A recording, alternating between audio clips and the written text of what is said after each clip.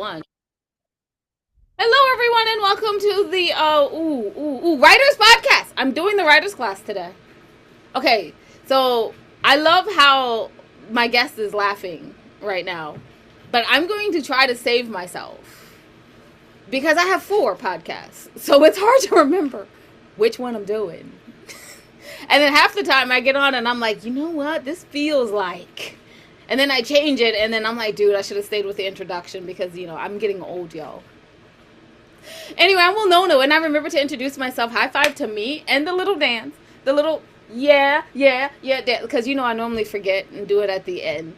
So I'm going to say one thing about me today. I may be a little off because I just found out that my favorite uncle fell down the stairs and got in a coma and died in less than 24 hours. So I'm a little off on everything.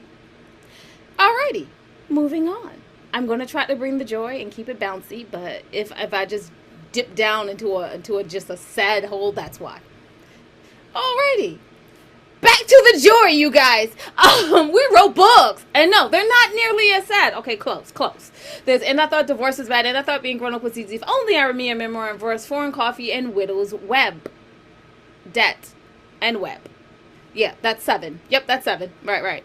Told you guys I was a little off today. And you can get those books wherever you find audiobooks. The rest of the now 21 books are at www.andithoughladies.com. You're going to go there and be like, but I can't find them all. I'm like, it takes you to the Amazon page. It has half, and the other half are on Barnes & Noble, and the other half are somewhere else. Just search for us. Like a treasure hunt. If you want all 28. But you're not here to hear about me.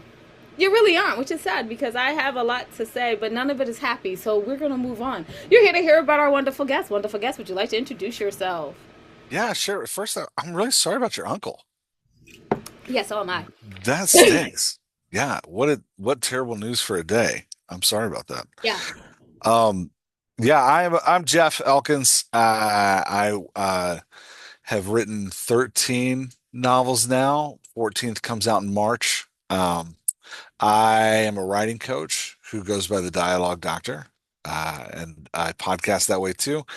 And I've worked with at this point, over 400 authors one-on-one, helping them improve their craft and dialogue. Um, yeah, so that's a little about me. Uh, yeah, I will do my best to bring the joy too. I got to tell you, it's tough when you get news like that to like turn it around. So I'm impressed. Yeah, and I was laughing because I went and listened to samples from all of your podcasts before we came on, and I was thinking, I was like, man, I don't know how she keeps all these straight. That's so much work. That's a ton. Yeah. So when you were introducing, I was laughing. I was like, yeah, I understand. I get it. That's a lot to keep in line. Yeah, it is. It is. And the funny part is, well, now I'm not nearly as regular with the podcast, but I used to do 20. I used to have 4 podcasts every week. Oh, So that was 16 podcasts. oh, yeah, that's a massive amount. Yeah. Props to you. I'm impressed. Yeah, it used to be cool. Now it's not. Now it's like I have to figure out gas. And so like, yeah. Yeah. It's rough out there right now, Yeah, and literally. things aren't getting cheaper. Oh my God, no. Oh, It is so insane. yeah. I keep looking at the bills and I'm like, did it just jump like 4 times again? Yeah, even the tech we use. Like I started writing 10 years ago, and when I started it felt like everything was free. And I was like, oh, this is beautiful. I can totally do this for free. And now everything seems to have like a subscription charge, and they keep getting higher. And yeah, it can be rough out there. You got to be careful. Okay, I'm about to say something and y'all do not jump on me. Do not write comments. I'm not going to read them either way, especially if it starts with I don't like. I'm going to be like, yeah, people love me. Moving on. Mhm. I said I was a narcissist at the beginning of this. Remember that. The only place that I'm finding free subscription is like anything when you start with AI. Yeah, but it's only free for a little bit, It is and only free, yeah, for a then it little. comes back at you. Yeah, Yeah, but then like they're like, "Are you a student?" Like it takes them a little while, and they're like, "Are you?" And I'm like, "Yes, I am still in school." And they're like, "Well, it's free for another like 60 days." Yeah, well, great. yeah. I write down everything I need to get done for the year. That's hysterical. And I'm I like, love it. I'm done. I'm done till next year, and I'll pay you for 1 month because I'm getting that all done from that one. Yeah. Yeah, the Stop AI groups not are getting done. they're a little like crack dealers right now. They're like, "Hey, you want this free sample? We'll pass this out to you. You can just try it for a little bit." And then all of a sudden they're like, "No, sample number two costs $40 a month." And it's, Oh my god! it's how they hook you. It's how they hook you. And it's so fun because they're so. Oh, their videos are amazing. We weren't here to Yeah. talk about this. We're here to talk about dialogue. Oh, okay. Yeah, we can talk about dialogue. AI not good at dialogue. Oh god, It's it's bad. terrible. It's bad. Yeah. You want to know why it's bad? Because AI gets form and structure, right? Like it understands that, like, oh, if you ask AI to write a scene for you, and it gives you, you're like, hey, these two characters talking about their day, what happened today, please add some conflict to it. AI will add like the content. So you'll get two characters are talking, the dialogue will be wonderfully formatted, and they'll both tell their intentions. They'll speak about what they want to do, and it'll add some conflict to it, maybe like in between those intentions. But dialogue is only 50% content. The other 50% of dialogue is emotional expression. And AI doesn't really understand fully how emotional flow works. And so that's why when we read AI fiction that hasn't been touched by a human, that hasn't been like edited through by a human, it feels off because AI doesn't have that emotional context yet. Maybe it will someday, but right now it doesn't have the emotional context to like develop that emotional flow in it. So, which is like what's tough, I think, for writers right now trying to draft with AI is that readers don't come to your work for the content. I mean, you know this as a pop art poet. They don't come to work for the content. They come to your work because they want that emotional experience that you're providing through the narrative. So AI doesn't it hasn't quite figured that out yet. So we all have a big advantage over it at the moment. I don't know how long it'll last, but we got it for right now. Well, Yeah. currently, right. Nobody tell it. Well, currently, right now, it's so funny because you know how like they're like, oh, it's going to take over the author and the journalist. Currently, right now, I was looking at jobs, and it was like, oh, everyone's like AI jobs are like the thing, and I was like, okay, let me look at them, and they're asking to pay $40 an hour for creative writers to teach it Hmm. creativity and emotion. Yeah. I was like, ooh, that sounds great, and then I'm like, I don't want you taking my job, so no. Yeah, I know. It's one of those like, do I feed the beast? And it's tough because, like we were talking about, it's hard. You got to get money where you can. Um, but yeah, I'm with you. And but it is that like, just to encourage any authors listening, um, your emotional experiences, your emotional processes, the way that you have felt things in conversations give you an advantage over machine learning right now. And so when you're writing, the way that writing's constantly like what's popular in writing is constantly evolving and changing. There's some things that are constant. So like if we pull up like Pride and Prejudice, even though it was written a long time ago, there's things in that book that still connect with us and that are constant because the human experience is constant. Um, but the style and what is emphasized through the storytelling, what's popular changes. Like Pride and Prejudice has a lot of letters in the middle of it. We don't really like that anymore. We're not really into that right now. It might come back in the future, but right now it feels dated. So, but that being said, as writing fiction evolves in this AI age, a huge benefit you can do is lean into the emotion. That's really going to help you because we live in the like cinematic world where everybody watches everything. And so one of the things that like visual media has above us as writers is the complete package of sensory expression. So the music's when they like have the first kiss scene, right? Like the music's swelling and the colors and the lighting are like on point, and you get two actors and their faces like, completely expressing all that emotion. It's great. It creates this highly emotive experience, which is why we become addicted to it.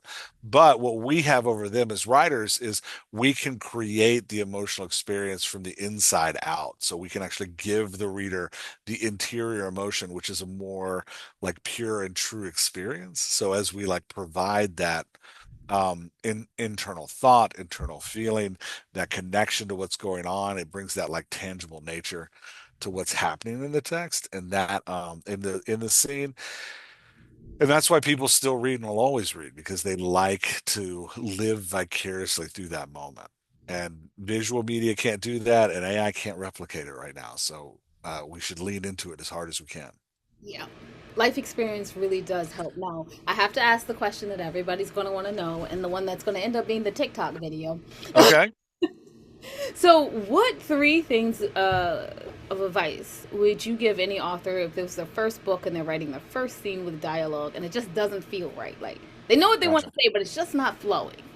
Yeah. So first three things. Number one, um, your character's personality matters more than your world building or plot. So a lot of things first time authors that I've worked with get wrong is they think the world building is going to attract the reader, like, oh, if I just create this amazing world, that's what's going to pull the reader in.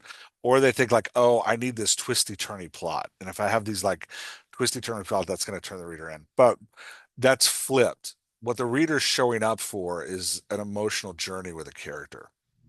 So, understanding your character's personality and the deficiencies of your character's personality, how that character needs to grow and change, is where you really need to focus your work on. If you got good character growth, it doesn't matter if you've got twists or turns in the plot, right? Like solid character growth brings plot all the time. So that's number one. Number two, keep your scenes dialogue centric. So what I mean by that is um, I coach writers to write dialogue first, so it looks like a screenplay, and then to come back and fill in all the extra bits. So keeping those scenes dialogue centric allows you to really dialogue is what brings the reader into the moment of the experience. So it keeps all your scenes tangible and keeps the reader present in your work. And then I would say the third one is understand the emotions you're trying to get out of that scene. Not just what you want your characters to feel, but what do you want your reader to feel? Like when the reader reads this scene, what do you want them to sense and feel, and how do you want them to like connect with the character? What your character feels in the scene, what your main character feels, is parallel to, but not exactly what your reader will feel. So if your character's sad, your reader is probably going to be sad, just not to the same extent. If your character's excited and happy, your reader's going to be excited and happy, just not to the same level. Does that make sense? So the emotional arc of your character in scenes tracks with the reader. So focusing on that like emotional flow in the scene could really help turn your scene into something dynamic.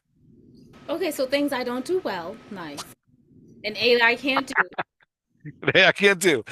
But yeah, but you do it. The good news is that it's in you, right? Like, so the hard thing for authors, I think, is that we think when we sit down to write, we're doing something different than normal life, but you're not, right? Like the shared, you may never have been like a spy, or you may never have been like, a barbarian roaming the countryside. That's what you're writing. You're like, oh my gosh, how do I get this out on the page? Well, you have been sad, right? Like, and you have been excited, and you have experienced failure, and you have experienced loss, and you have experienced joy, and you have experienced like, the like rush that comes with something exciting, right? Like, so the key is to focus in on writing the emotion, not the experience. And if you can focus in on writing the emotion, how that character feels, you can write anything, right? Like that's the beauty of writing, is that we're conveying that emotional experience, not um the details matter less than we think they do. Thank you so much for telling me that. Yeah. You know, one of the what I hate to write is all those scene details. World building is not what I do. Yeah, and I got to tell you, like writers care a lot. Writers care a lot more about it than readers do.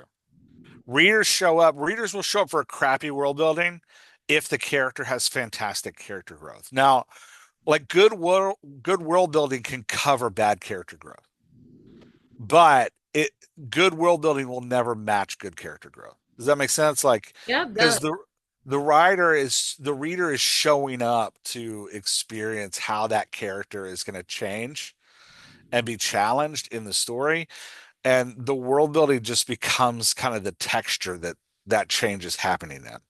So like, you can look at the texture and enjoy it like you look at a great painting, but it doesn't give you the same emotional move as a story of a character who's really growing and changing.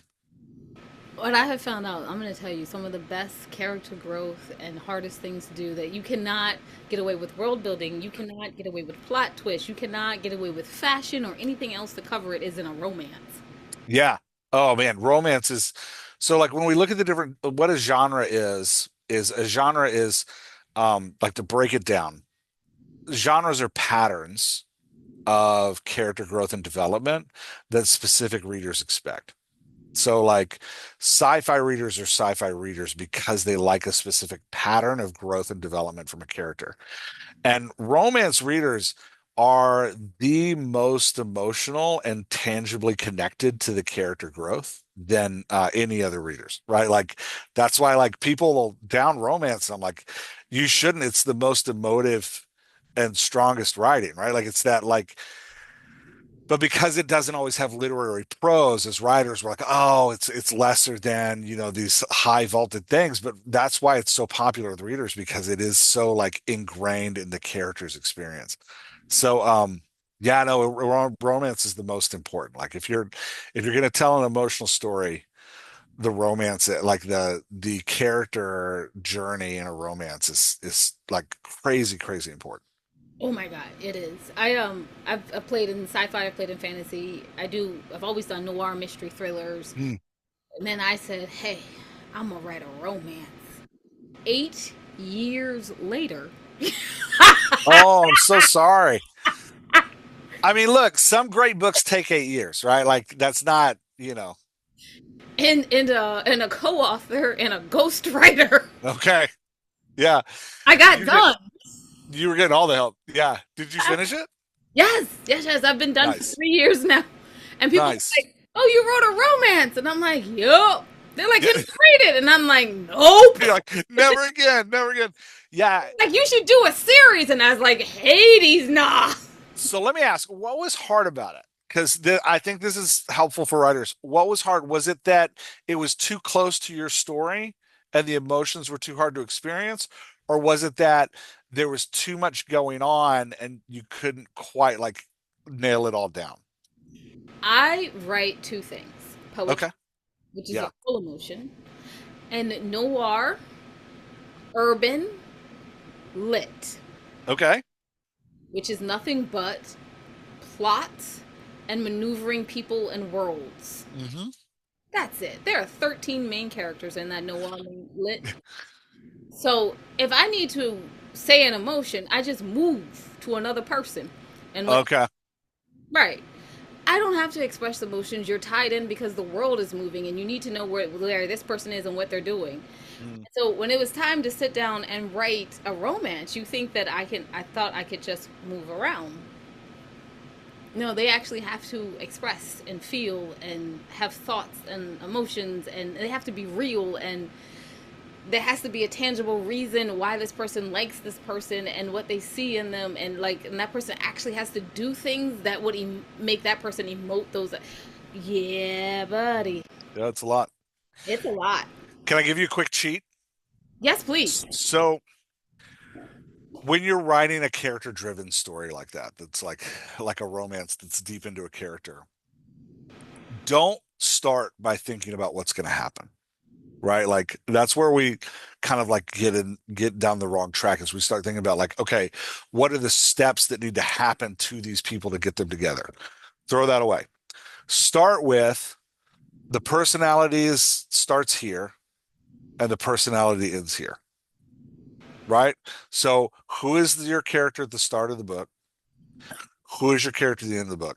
And I coach writers like you just need 4 words per character. That's it. Any more than four, and you're starting to screw with too much. So let's say, like, just off the top of my head, you're writing a character that is um, introverted, shy, nerdy, and full of self-doubt.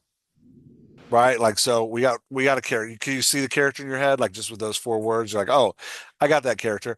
And by the end of the book, she's going to be introverted, shy, nerdy, but confident in herself. Right? So now we got to start her in for your romance character. Now, instead of asking what are the steps that she needs to go through the book, like what are the plot steps, ask what are the emotional moves somebody has to have to move from self-doubt to confidence. Right? So we're probably going to see their self-doubt challenged. We're probably going to see the world kind of push down on their self-doubt, right? Like that's another beat. We're going to have another emotional beat. We're going to have in there. We're going to have like a spark of inspiration where the character kind of like needs to claim their own voice and their own confidence. And then we're probably going to have a big moment of inspiration where the character needs to claim their own voice and their own confidence. Now you've got like your emotional shell for your story, right? Like, so if you can start with that character change, now you can take that character change and you can plug it into any plot formula, right? Like you can put it into your romance plot formula, your sci-fi plot formula, whatever you want, right? Like, so if the goal in a romance is to, let's say, win the love interest in the end, and we know that to win the love interest in the end, because of the character growth we've designed, the character needs to be more confident. You can just start plugging them in, right? Like the world presses down on her and brings more self-doubt. Well, that's probably another woman in the story, right? Who should that woman be? Probably a really confident woman, right? Like that's gonna like start pushing down. Who's her love interest? Who's the guy? Well, he's probably a guy who is also nerdy because we want him to line up with each other a little bit, right? But we want him to be, confident, but not overly confident, right? Like we don't want to make him the same as like the girl that's going to push down on her, but we want him to be self-assured, right? Like, and maybe he's also introverted. So they have some things in common, right? Like, so if we start with that character growth, all of the other pieces will start to fall into place. Does that make sense? Does make sense. Okay, and so before I said the other one was going to be the TikTok video, no, that is.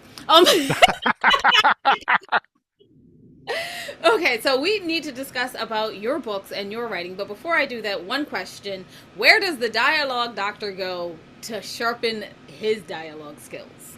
Oh man. So I do a lot of study, a lot of study. Like I lead the dialogue doctor is actually a community of people. And one of the things I do is every Wednesday I publish an article to the community that's like learning from the masters. So what I do is I take like books that have been lauded over time. They're not necessarily old, like we just looked at last week, we looked at a Friedrich Bachmann book, but they're cross genre, they're across like style, uh, and we pick out moments of the book that really moved us, and then we just look at them deeply and say, why? Why does this work? What's happening here on the page that makes this like really powerful? So I do that to learn. I also I listen to everybody. You and I were both talking about Mark Leslie Lefebvre before we came on. I'm a huge fan of him. I used to listen to Sasha Black a ton because I felt like she has great things to teach. And I'm just constantly searching for new teachers and mentors to guide my own learning process. Two-part question coming up. Number one, can you tell us a bit about your writing journey through the 13 books, how you got started, what makes you really want to write, and what they're about? Yeah, I put three in my first. And then second Okay. part, Yeah, I was about to say, hey, you say it too, but these are complex questions. Yeah, okay. I got you. they have little commas and then the conjunction word. I Anyway, got you. and part B, um, what do you do for marketing and PR to get your book out there? Okay. Well, I'll take part B first. When I started writing, I was really poor, right? Like my wife and I worked for nonprofits. Like we just didn't have, and I have five kids. We just didn't have excess money. So I didn't do any marketing.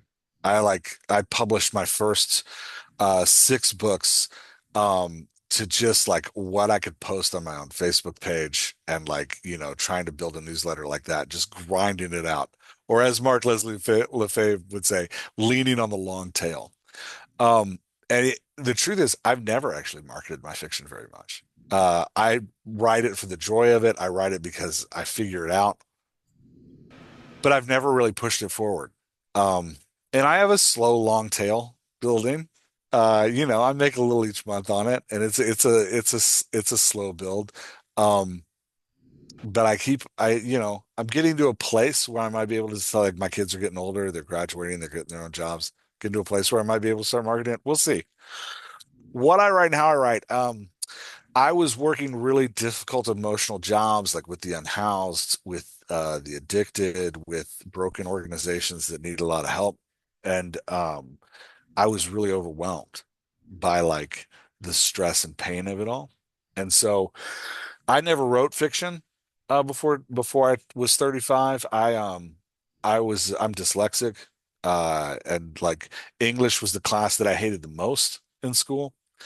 Um, but I was working with this group, and we had this really heated conversation, and I kind of started ranting about something, and one of the old men in the group said, "Hey, Jeff, why don't you go write that down for us, and then just send it to us in an email." And I didn't realize that he was just putting me off. I was like, "Oh, I'm going to." And I sat down the next day. I was like, "I'm going to write out all these thoughts, and they're going to read them." And I ended up writing like a 40-page paper on this like idea, and most of it was an allegory, and it felt so good. So I went looking for I didn't know anything about writing fiction. I went looking for a group to help me, and somebody sent me to the Write Practice that Joe Bunting leads, and he taught me to write short stories. And for a year, I couldn't stop. I wrote a short story every night, cranked out well over 300. I started a online literary mag, to like publish mine and other people's work, and did that for a couple of years. And then decided, after several hundred short stories that I liked, was like, all right, let's try to move into novels. And then 5 years ago, for my day job for the last 10 years, I've trained people in difficult conversations, and mimicked difficult conversations for them. And so I was hanging out with another author, Jay Thorne, um, and he told me, I was asking him, like, I don't really know what the next step is for me. I keep writing novels. At some point, I'm going to market them, but keep cranking them out. And he's like, you should take what you do professionally, helping people with difficult conversations, and apply everything you know about conversation to writing. And so that's when I started coaching, and it's been great. I love it. I'm really inspired by helping people write. So the last three books I've written are all on how to write dialogue. They're all and you can find them all on Amazon. But yeah. So my fiction is it all takes place in Baltimore. It is dark thriller, with a lot of comedy attached. So I like writing action comedy. It's a lot of fun. Um, the one I'm working on right now with a writing partner is called Nerds, Nationally Recently Deceased Services. It's about a group of government bureaucrats who are social workers to ghosts. They're kind of a forgotten government agency that just keeps going about their business, and it's a paranormal comedy. It's fun. It's like Ghostbusters meets Brooklyn Nine-Nine is how it plays I out. love this idea. It sounds absolutely hilarious. Where can people find out more information about you, listen to your podcast, and buy those books? Yeah, you can find everything at dialoguedoctor.com or at jeffelkinswriter.com. If you're looking for the fiction, jeffelkinswriter.com. If you're looking for the coaching, dialoguedoctor.com. Thank you so much for being here with us. This was awesome. Thanks for having me. The Doctor of Dialogue. I feel like my dialogue has been thoroughly checked out. We have a few tests that I'm going to be going for. You know, like in a couple of prescriptions that were written. Yeah, that's right. I'm happy to write them. But so if you want to check out us, you can go to www.andithoughtLadies.com, go down to the bottom of the page and see the charities that we proudly support. We ask that you take a moment and support them too. And no, we do not necessarily mean monetary. You can get your hands dirty by going to actually build an orphanage in Ethiopia, or sometimes you have knowledge that they need to know. Like, he knows how to do difficult conversations. That would probably come in handy for them. But either way that you decide to donate, we thank you in advance for that. Remember that wisdom is all around you if you're open to finding it and accepting it. So peace and love, you guys, from Winona and the Missing Jade.